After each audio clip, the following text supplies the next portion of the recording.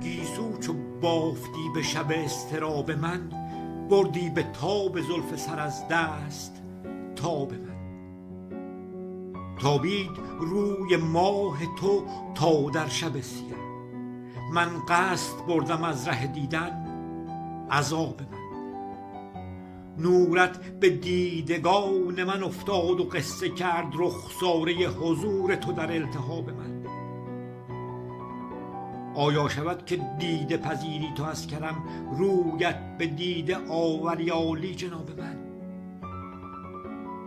جانب نگاه دار که در جنب روی تو، برق نگاه رهزنت آرد خطاب من. کی دیده منحصر به رخ و زلف و چشم و لب، گردی به حکم عشق و بلا دل کباب من. از قاعدات عشق مرادی نبرده کس، جز این که رهزند مگرش دیده خواب من.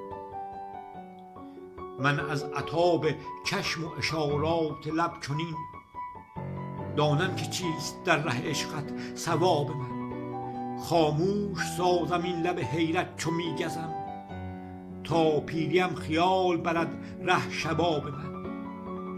پیر حضور عارف و زاهد شوم به صبر، بر طالبت چو رخ دهی ای ماهتاب من.